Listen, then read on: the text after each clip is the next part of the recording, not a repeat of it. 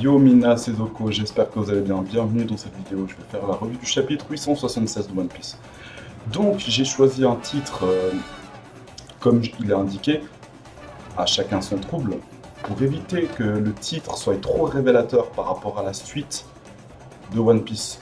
Pour éviter que les personnes qui ne suivent que l'anime, qui ne sont pas abonnées à ma chaîne, soient spoilées avec un titre trop révélateur par rapport au scan. Parce que j'imagine que ça doit être quand même assez chiant pour les personnes qui ne regardent que l'anime, qui ne veulent pas être spoilées par le manga, d'avoir, même pour les, voilà, pensez aux gens qui ne sont pas abonnés à moi, pour les personnes qui passent avec, voilà, sur YouTube, qui font des recherches ou quoi, sur One Piece et qui tombent sur des suggestions de vidéos avec des titres trop révélateurs par rapport à la suite scénaristique de One Piece. Donc, résumons rapidement ce qui s'est passé.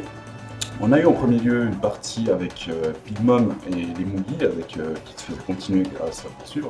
Ensuite, toujours dans la même lignée de temps, il y a eu une partie avec voilà, Pudding et Chiffon qui rejoignent les Mugiwara. Sanji qui rejoint Pudding et Chiffon pour aller partir. Après, on voit toujours dans la même lignée de temps, la même interaction sans que ce soit montré. En fait, un endroit il se passe ça, un autre endroit il se passe ça, pendant ce temps il se passe là, toujours dans la même continuité de la scène, si on veut. Après, ensuite, la petite partie avec Brook et Chopper, et en finale, la partie voilà, donc, sur Sanji qui se termine avec la dernière page de chapitre. Donc, pour parler en premier de la cover, il n'y a pas grand chose à dire, mis à part que l'interaction s'est tournée maintenant sur Sai qui retourne chez lui avec la Apo Navi, si je dis pas de bêtises. Peut-être pour préparer les préparatifs avec son mariage avec Baby Five, ou probablement pour préparer les préparatifs pour la rêverie qui arrive, qui va arriver. Donc il n'y a pas grand chose à dire par rapport à ça. Donc pour moi ce chapitre, pour en parler on va parler en trois grandes parties. La première partie qui va concerner Big Mom, la deuxième partie qui va concerner Pudding, et la troisième partie sur, on va dire, ce qui se passe avec Katakuri, Sanji, enfin, mais le plus gros du chapitre se concentre entièrement sur Big Mom et Pudding, d'où le titre de ma vidéo. Parce que, en fait, ce qui se passe, c'est que chacun a leur trouble, en fait. Big Mom, son trouble alimentaire, et Pudding, son trouble de la personnalité, apparemment. Donc ce chapitre était un chapitre, c'était un bon chapitre. C'était pas le chapitre de la mort et tout qui tue, tout ça. Mais je trouve que pour moi c'était un bon chapitre. Parce que il était quand même bien, il y avait quand même un peu d'action, il y avait quand même un petit peu il y avait aussi pas mal de parties assez marrantes et tout, donc c'est vrai que c'était pas mal quoi, surtout à la fin. Mais pour moi, je trouvais que c'était un bon chapitre. Mais je sais qu'il y a eu mieux, mais voilà, j'ai un bon chapitre, ils sont toujours assez bons. Donc pour commencer, en parlant rapidement de Big Mom, il n'y a pas eu beaucoup de trucs qui m'ont interpellé, juste que le fait que, voilà, on voit qu'elle continue dans sa lancée, dans sa folie, à, voilà, toujours avec son obsession due à son trouble alimentaire du gâteau de mariage. Mais pour moi, elle n'a pas encore atteint le degré de la crise qu'elle a eue sur son flashback avec Mother Caramel, parce que la différence c'est qu'avec Mother Caramel avant, elle n'avait pas mangé d'Ismella pendant plusieurs jours, je sais plus si c'était 5-6 jours, bref, peu importe. Elle n'avait pas mangé d'Ismella pendant plusieurs jours.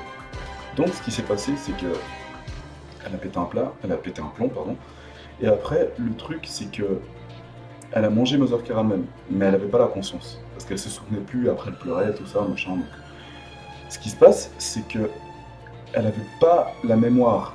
Elle a agi par instinct, par le fait qu'elle est tellement en état de crise qu'elle faisait n'importe quoi, donc jusqu'à manger Mother Caramel. Donc, elle n'a pas le souvenir. Là, elle a encore une capacité à réfléchir, même si actuellement, avec sa crise actuelle, elle va peut-être pas se souvenir de tout ce qui s'est passé. Peut-être quelques flashbacks, quelques souvenirs, donc elle va revenir à la normale.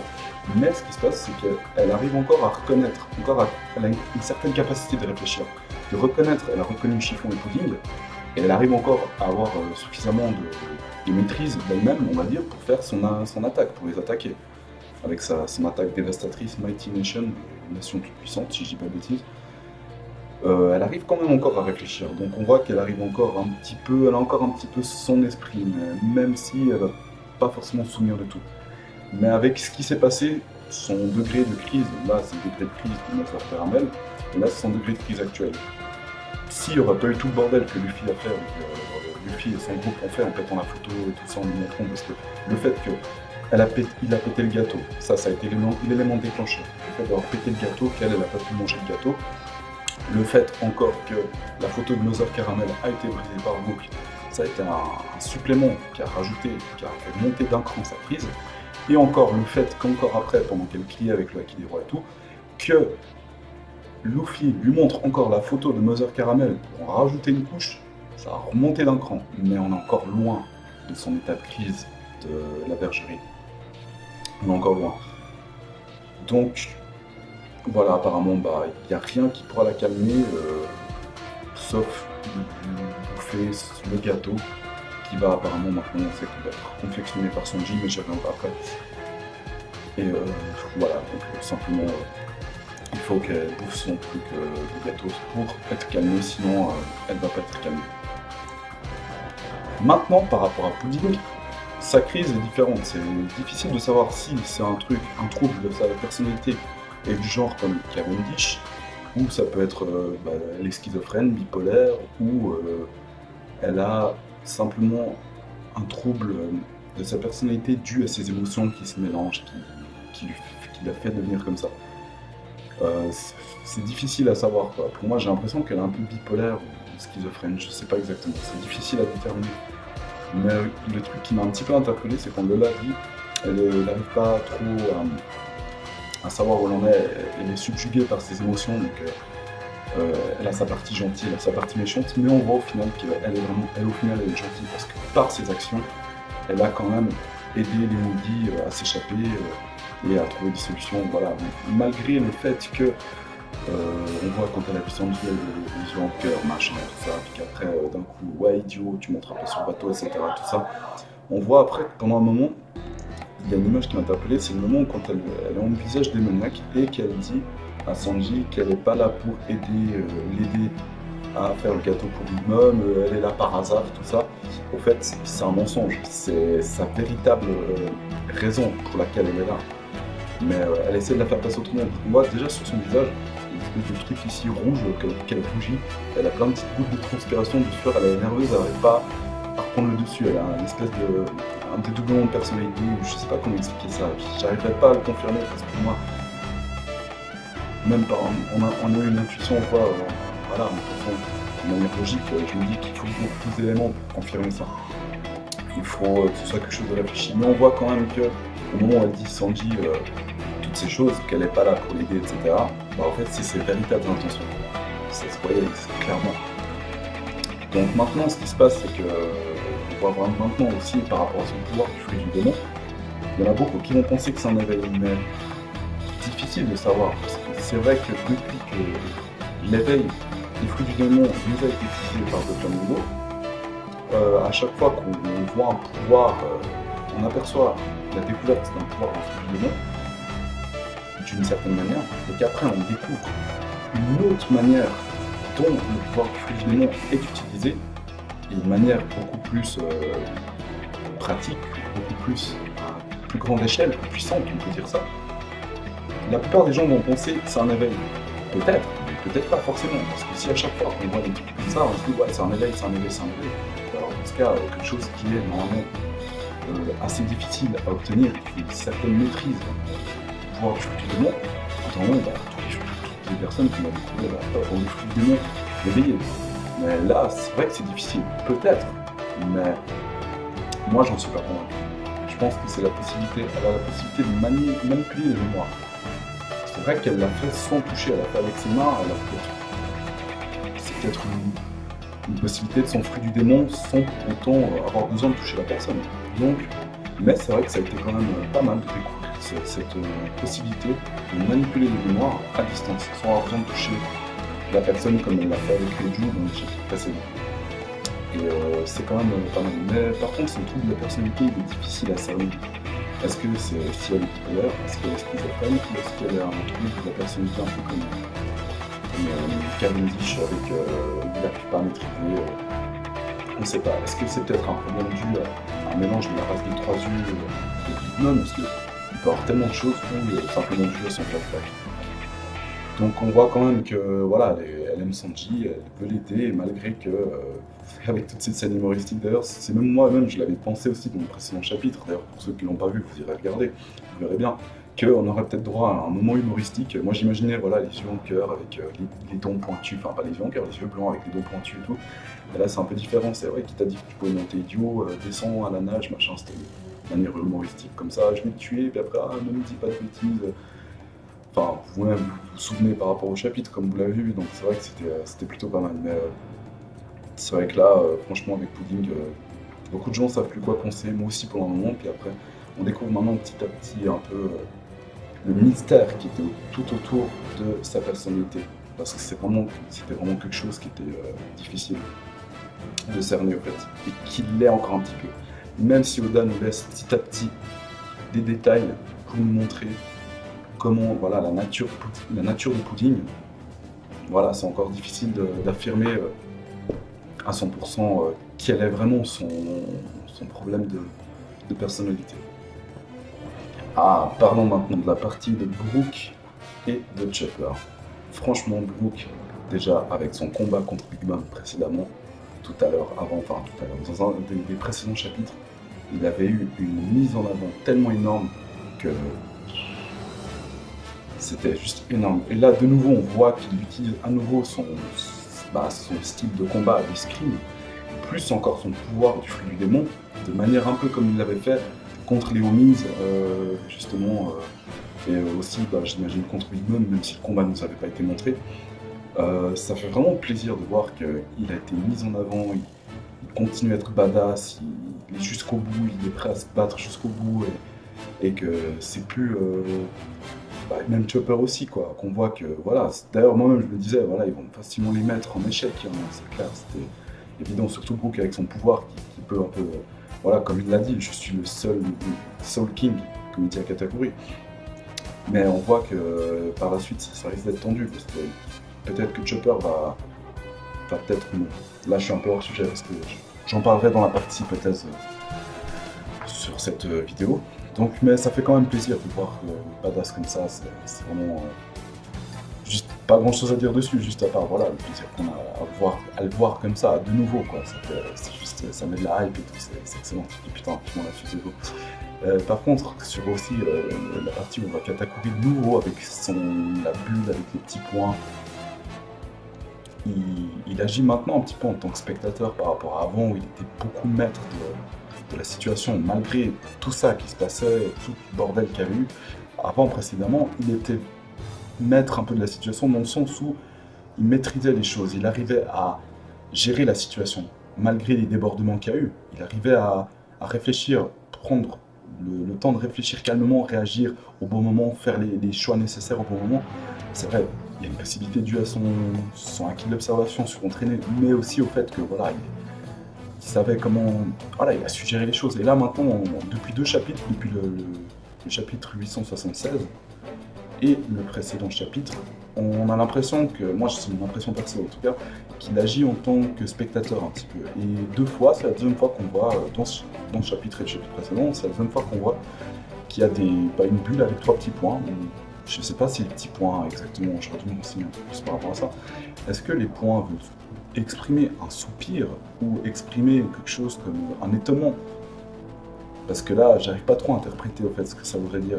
Est-ce que il a vu quelque chose par rapport aux Mugi, que les Mugi s'approchent, ou avec Big Mom qui est derrière, ou il l'a pas vu et il est peut-être un peu sceptique, quoi. Moi je pense qu'il est un petit peu sceptique. Il a peut-être vu, même s'il l'a pas dit dans ce chapitre à Perospero ou quelque chose, parce que Perospero a l'air trop confiant, donc c'est déjà une preuve que Katakuri lui a pas dit les Mugi sont sortis ou quoi. Bah, sinon Perospero aurait été moins confiant. Il aurait été un petit peu genre en flippant, ouais, vénère, hein. Il aurait pas eu la même expression qu'il a eu dans ce chapitre. Ça c'est évident, c'est logique. Mais en fait Katakuri a l'air d'être sceptique. Il a l'air d'être pensif en disant voilà, il se doute qu'il se trame quelque chose. Même s'il n'a pas pu le voir directement avec son outil d'observation, mais apparemment il a l'air de se douter qu'il y a quelque chose qui se passe et que c'est un peu le bordel et que voilà, mais voilà, sinon par rapport à ça, difficile encore à dire qu'est-ce qu'ils pensent, comment, j'arrive pas à interpréter ça correctement. Et pour finir, sur cette partie de review de chapitre, la partie avec Sanji qui est en mode badass en train de remettre sa cravate là, en train de, voilà, avec un visage bien badass, souriant, qui dit qu'il va faire un gâteau pour Big Mom qui va la faire tomber dans les pommes. J'ignore s'il va mettre un somnifère dedans ou quelque chose qui la fasse tomber dans les pommes, ou s'il dit, il dit ça de manière à se dire que maintenant je vais mettre mes talents de cuisinier en avant pour lui montrer ce que c'est. Qu'elle va manger un gâteau qu'elle a jamais mangé auparavant, qu'elle va surkiffer au point de tomber dans les pommes. Pour ma part, c'est sous-entendu, ça serait de cette manière-là. Après, peut-être que c'est une manière différente, en disant je vais profiter de subtiliser, de mettre du poison, des somnifères dedans, pour qu'elle pionce peut-être 1 ou 2 heures, le temps qu'on se casse direct. Mais moi je vois pas ça comme ça. D'après l'expression de son visage, je dirais que ça serait, voilà, il se sent un peu voilà, mettre en avant ses talents de cuisinier pour lui préparer un truc qu'elle va manger, qu'elle aura jamais mangé auparavant, qu'elle va trouver tellement bon qu'elle va dire ah c'est génial, les yeux en étoile, machin, etc. Puis que, voilà, ça va être tellement bon que elle va tomber dans les pommes. Je pense que ça va être un truc comme ça. Mais là, il sait, il reconnaît la situation, il voit que... Et voilà, mais je suis quand même un peu déçu parce que je sais qu'il y a beaucoup de personnes qui ont pensé que Sanji allait faire le gâteau et que ça se finisse en happy end. Franchement, moi, j'aurais préféré que ça se termine différemment, mais parce que là, à mon avis, il doit rester peut-être 4. Il doit rester à peu près 3-4 chapitres, je dirais peut-être 4 chapitres, sans vraiment être sûr non plus, hein, 4 chapitres pour finir, clôturer l'arc de Whole Cake, et de se dire que, voilà, en essayant, en voyant par rapport à comment les événements se passent, en se disant que l'arc de Whole Cake Island va se terminer comme ça, c'est quand même un peu décevant, mais on sait pas encore, il faut pas trop se prononcer. Ne vendons pas la peau de l'ours avant de l'avoir tué, comme on dit, parce que là, encore, il nous reste encore peut-être 3-4 chapitres, et je pense qu'Oda a encore de quoi nous surprendre sur ces 3-4 chapitres. Donc, même si ça va sûrement se passer comme ça, dans un sens où Sanji va faire le gâteau, va l'emmener rapidement à Big Mom, etc. pour le manger, il va peut-être avoir quelque chose qui va faire à ce que ça se finisse avec d'une manière différente de ce que l'on imagine. Alors, maintenant pour la suite, l'hypothèse de ce chapitre, elle va être assez difficile à faire pour moi parce que j'ai rien d'écrit, hein. Une feuille, une papier là à côté, mais j'ai rien écrit, j'ai fait ça à l'arrache. Donc, moi j'imagine que, après avoir cherché les ingrédients quand Sanji, Pudding et Chiffon vont chercher les ingrédients sur Chocolate Island, en tapis magique là, tapis volant, un petit peu. Ils vont prendre des ingrédients, ils vont aller les emmener, tous les ingrédients, sur le Sunny. Remarque, vous allez peut-être vous dire, putain mais attends, c'est pas possible, il y a Katakuri, il y a Perospero, même si Brook et Chopper vont briser le noir, vont empêcher tous les soldats d'arriver, et qu'après ils vont y avoir un combat, tout ça, comment ils vont pouvoir faire avec tout le bordel sur le Sunny, quoi, cuisiner sur le Sunny? C'est pas possible. Moi je pense que Pudding, comme elle a dit avant de partir, parce que sur un des chapitres précédents, on a vu Pudding qui disait j'ai la solution pour faire le gâteau, je sais pas ce que j'avais, cadeau et gâteau, ça cause une soirée d'anniversaire de l'herbe, bref, peu importe. Ce qui se passe c'est que Pudding, elle a quand même dit à Katakuri et aux autres, à Perospero, qu'elle va tout faire pour faire le gâteau et l'emmener pour calmer la rage de la crise de Mama. Et qu'elle a une solution, elle a montré son air démoniaque, tout ça comme on l'a vu. Et quand c'est bien qu'il y ait Perospero sur le Sunny, parce que quand il va voir Pudding, et même Katakuri justement, parce qu'ils étaient là, même si ils vont voir Sanji et Chiffon, ils vont pas les tuer, parce qu'au moment où si Katakuri ou Pudding ou Chiffon, ou putain, si Katakuri ou Perospero ou quelqu'un d'autre essaie de les attaquer, peut-être les soldats, les ennemis, machin, tout ça, ils essaient de l'attaquer, Chiffon, Pudding plutôt, va dire non, arrêtez, ils sont là pour faire le gâteau. Si vous les tuez, on n'arrivera pas à faire le gâteau, Mama va être tout le temps en crise, elle va tout péter, ça va être le bordel. Réfléchissez bien avant de faire. On a besoin d'eux, ce sont nos ennemis, certes, mais on a besoin d'eux pour faire le gâteau, pour calmer la crise de Mama. Donc là, ils vont se résigner à collaborer ensemble pour pouvoir faire le gâteau, pour calmer la crise de Mama. Donc, c'est pas pour rien que Perospero, qui à un moment donné était dans le monde des miroirs, se trouve maintenant sur le Sony. Parce que ça va dans cette continuité en fait.